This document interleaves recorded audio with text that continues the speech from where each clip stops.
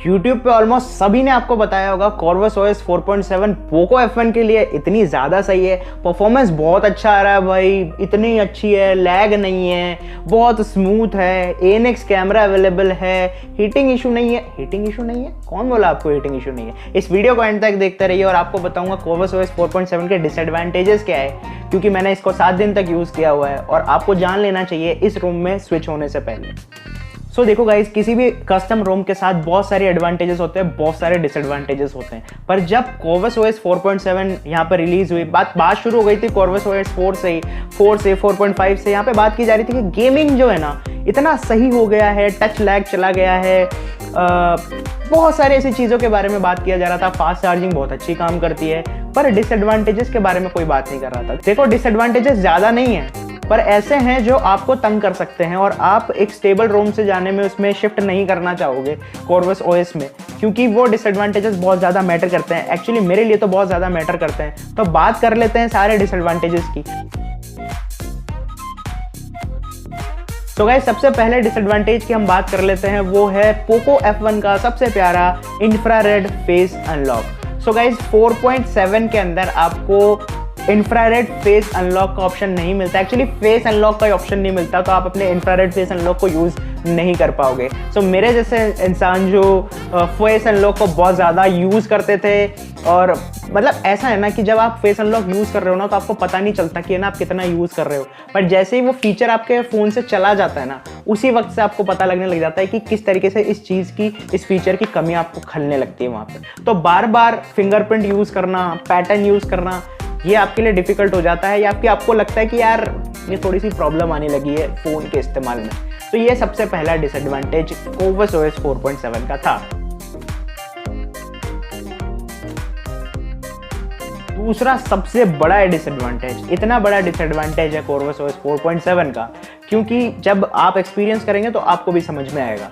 सो देखो, क्या होता है कि Corvus OS 4.7 में जब आप फ़ोन को चार्ज कर रहे हो ना, तो फ़ोन मिनटों के अंदर ना 46 डिग्री टेम्परेचर पे बैटरी चला जाता है इसका टेम्परेचर। और आप समझ रहे हैं 46 डिग्री टेम्परेचर आपके फ़ोन के इंटरनल पार्ट्स को कितना हार्म कर सकता है, इतना ज़्यादा। और ऐसा नहीं है 1-2 बार हुआ है, मैंने फ़ोन को स्विच ऑफ भी किया है, स्विच ऑन किया, कैश क्लियर किए, सब कुछ करके ट्राई किया, पर मुझे लग रहा था कि कोई कैश में दिक्कत आ रही है, पर मैंने ये सब ट्राई किया। तो जैसे ही मैं इसको ऑन करता हूँ और उसके बाद चार्ज पे लगाता हूँ, ठीक है, तो फास्ट चार्जिंग तो मिल रही है, पर यहाँ पर कंडीशन ये है कि आपका फ़ोन हीट अप होगा, और हीट अप होगा 46 डिग्री सेल्सियस तक, 46 डिग्री सेल्सियस। और उस वक्त अगर आपका फ़ोन चार्ज हो रहा है, चार्ज होते वक्त अगर फ़ोन आता है ना गाइज, तो आप इतने गर्म फ़ोन को अपने कान पे नहीं रख सकते, कान जल जाएगा आपका, है ना। सो ये आप नहीं यूज़ कर सकते। दूसरी चीज़ मैं आपको बताता हूँ कि जब हीट हो जाता है ना ये फ़ोन, तो आपके फ़ोन को बहुत ज़्यादा डैमेज होने लगता है, क्योंकि बार बार इतनी हीटिंग, चलो एक दो बार चलती है, फ़ोन सह भी लेगा, पर बार बार जैसे ही आप इस चीज़ को एक्सपोज करते रहोगे ना अपने फ़ोन को इतनी हीटिंग के, बार बार जितनी बार चार्ज कर रहे हो, तो डेफिनेटली आपके फ़ोन के इंटरनल पार्ट्स हार्म होंगे, जो कि बिल्कुल सही नहीं है। एक रोम के चलते हम अपने फ़ोन को बिगाड़ लें, that is not a good thing.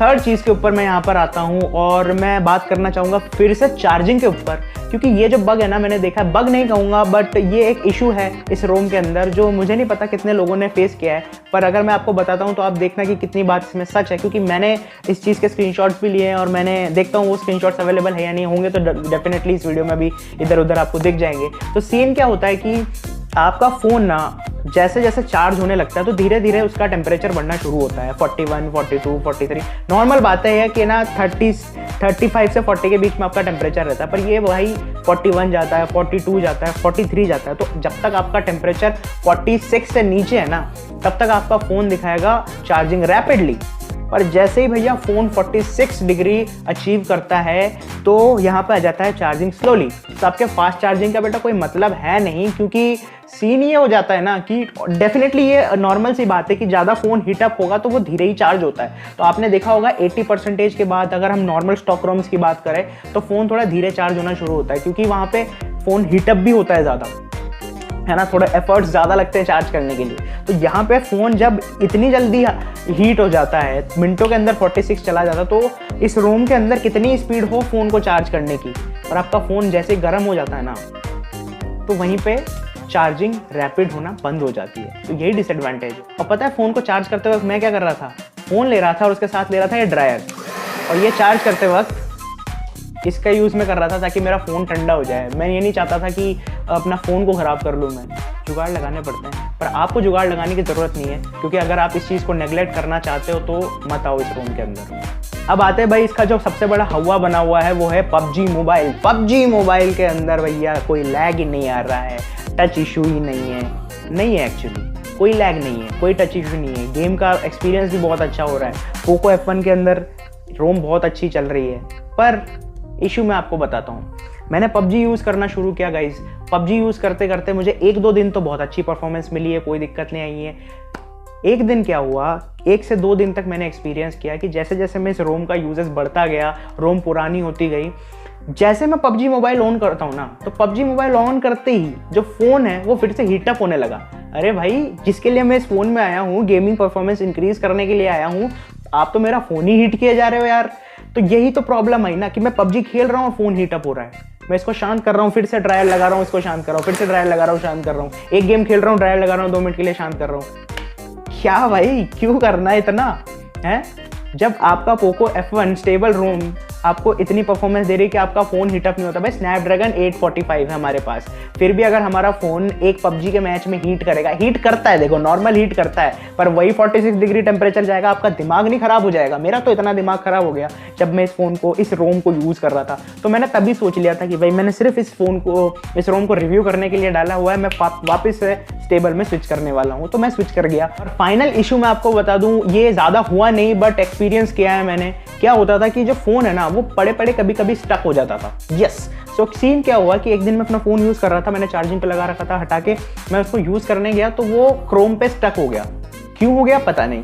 थोड़ी देर बाद क्रोम क्लोज हुआ, मुझे लगा क्रोम की दिक्कत है, ठीक है। तो मैं किसी दूसरे ब्राउज़र पे गया, दूसरे ब्राउज़र भी मैंने जैसे यूज़ करना शुरू हुआ, तो जैसे ही मैंने ब्राउज़र ओपन किया वो स्टक हो गया। मैंने कहा क्या दिक्कत है। फिर उसके बाद मैंने देखा कि अचानक से फ़ोन चला गया बूट लूप के अंदर। हाँ, बूट लूप के अंदर चला गया। और मैंने क्या किया कि सोचा कि अब रोम गई भाई, पर रोम गई नहीं थी। मैंने उसको स्विच ऑफ किया किसी तरह और फिर से ऑन किया तो वो फ़ोन चालू हो गया, ठीक है। एक और अनदर डे क्या हुआ कि फ़ोन पड़ा हुआ था, अचानक से फ़ोन रिबूट होने लग गया। मैंने सोचा कि चलो ठीक है, रिबूट हो रहा होगा, पर रिबूट नहीं हो रहा था। फिर से बूट लूप में चला गया। फिर से मैंने फ़ोन को स्विच ऑफ किया, कैश क्लियर किया, उसके बाद में फिर से रोम में वापस आया। तो देखो ऐसा है कि मैं मानता हूँ कि परफॉर्मेंस बहुत अच्छी दे रही है रोम, है ना, कोई बात नहीं है। पर ये जो कुछ इश्यूज़ मैंने नोटिस किए हैं, ये जो कुछ इश्यूज़ मैं बात कर रहा हूँ, इनके साथ होते हुए मैं इस रोम में स्विच नहीं करना चाहूँगा। अपने प्राइमरी डिवाइस को इसमें स्विच नहीं करना चाहूँगा। अपने डेली डिवाइस में कॉर्वस OS 4.7 को नहीं लेना चाहूँगा। सो गाइज, अगर आपके भी कोई इशू है कॉर्वस OS 4.7 से रिलेटेड, आप कमेंट सेक्शन में लिख सकते हैं। आपको कोई क्वेरी है वो भी आप कमेंट सेक्शन में पूछ सकते हैं मुझसे। तो यही था इस वीडियो में।